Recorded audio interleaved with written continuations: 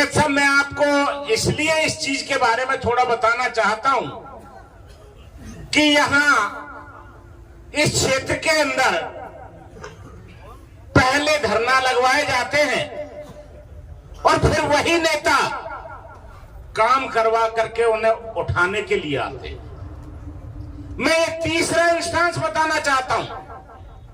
मिंडकोला में धरना लगा, लास्ट में आकर के वही सांसद महोदय कह के गए कि जी मैंने ये काम करवा दिया है। हमारा टोल पे धरना लगा, वो हमने जबरदस्ती, यहां चौहान पाल से और सारी पालों के सरदार बैठे हुए हैं, वो हमने जबरदस्ती लिया। यहां पे 150 साल पुराना रास्ता था चंद्रावली पे पुल का, उसको जबरदस्ती वहां पे आड़ लगाई गई और जब धरना प्रदर्शन होने लगा तो वही लोग आकर के कहने लगे हमने ये आपका रास्ता बनवा दिया। आज दुख इस चीज का नहीं है कि ये कट की मांग नहीं है हमारी। एक तो इस शब्द को बदल दो कि ये हमारे कट की मांग है, ये हमारा अधिकार है। जब 24 किलोमीटर यहां पे यमुना एक्सप्रेसवे, जेवर एक्सप्रेसवे बन रहा है हमारे हरियाणा में, तो ये कोई किसी के माई के लाल ने दूध नहीं पिलाया कि यहां पे हम एक्सप्रेसवे को न्यों दिखाते रहे कि ये जेवर को जा रहा है। हमारा अधिकार है, हमारी जमीन गई है। तो ये माननीय मुख्यमंत्री महोदय बाबा खड़ेसी जी के आस भंडारे में आए थे और जब 1.5 साल पहले मुख्यमंत्री ने कोई अनाउंसमेंट कर दी तो उसको क्यों बदला गया? क्या कारण था इसके पीछे? जाने की जरूरत है। आज मैं इसलिए समाज को बताना चाहता हूं कि यहां पता लगा कि जमुना पार यहां से 5-7 किलोमीटर आगे जाके फरेदा में वो कट दे दिया गया। 12 किलोमीटर हुआ हमारे जमुना से पार होने का मतलब है हमारे किसी अर्थ का वो नहीं है। और जब वहां पे पता लगा कि वहां कट मिल गया है तो वहां कम से कम 50-50 लाख रुपए एकड़ के हिसाब से वहां जमीनों के रेट बढ़ गए। जो उन्होंने खरीदी थी सरमाएदारों के माध्यम से, उनके ग्रुप के माध्यम से, उनका अचानक से बहुत बड़ा बिजनेस हो गया। आज मैं पूछना चाहता हूं, क्या हमारे यहां के लोग, हरियाणा के लोग, इस मोहना क्षेत्र, पृथला क्षेत्र के लोग क्या इस चीज को नहीं समझते? यहां सुझाव आ रहे थे कि उनका घेराव करने जाएंगे, वहां जाएंगे। मेरे साथियों, मैं आपसे अनुरोध करना चाहता हूं, मैं आपसे प्रार्थना करना चाहता हूं कि वो इस लेवल के आदमी नहीं थे कि जो आपने बिठा दिया।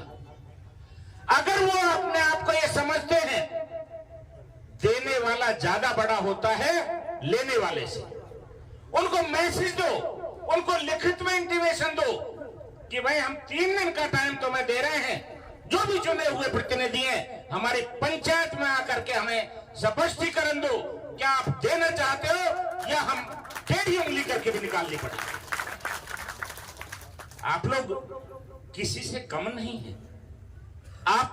हमने संघर्ष में पिछली बार यहां से, इनके सौभाग्य से मैं विधायक था, हमने एक लड़ाई लड़ी थी, उसमें सभी पार्टियों के लोगों को हमने विधानसभा में लिया था कि हमारे यहाँ जमुना का जो पानी है, आगरा कैनाल का जो पानी है, बुरगवा कैनाल का पानी है, जो हमारा यहाँ दिल्ली का मलमूत्र आता है, जबकि जमुना का पानी आना चाहिए। और उसमें 14 MLA की कमेटी बनी थी।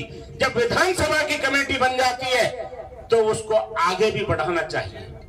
आज वो कमेटी है, बाकी हमारे जो नेता हैं, जो हमारे साथी हैं, वहां पे उसको आगे नहीं बढ़ा रहे।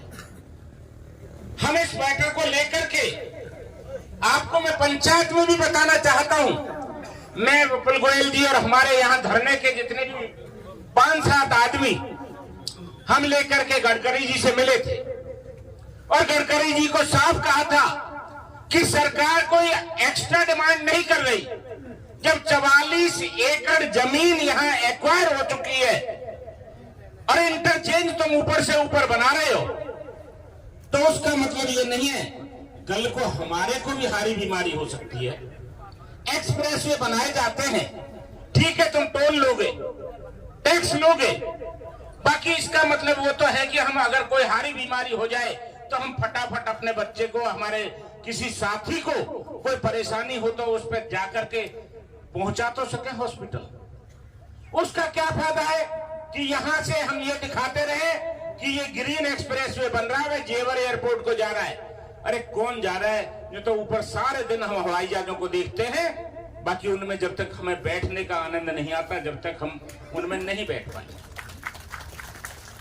मेरे बुजुर्गवारों, नौजवान साथियों, माता बहनों, देखिए ये बड़ा दुख की बात है कि किस तरीके से हमें बरगलाया जा रहा है।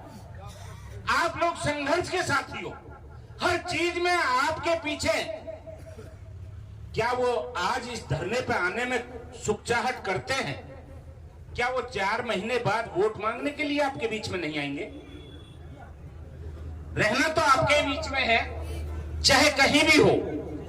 हमें मिल करके, बैठ करके अपनी बात को संघर्ष के साथ आगे बढ़ाना है।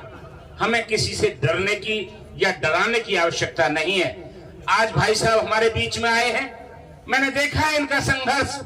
जब नीति का हत्याकांड हुआ था, दशहरा ग्राउंड में, मैदान में पंचायत थी, उसमें भी भाई राकेश जी आए थे और वहां पे जिस मजबूती के साथ जो बात कही, आज ये जब ऑल इंडिया लेवल पे जहां हमारे 750 भाई शहीद हुए, उनके लिए संघर्ष कर सकते हैं, तो ये तो इतना सा नाखून के बराबर काम है। और जब मुख्यमंत्री कह चुका हो तो उसकी हिम्मत कैसे है कि वो उस चीज को मना कर जाए?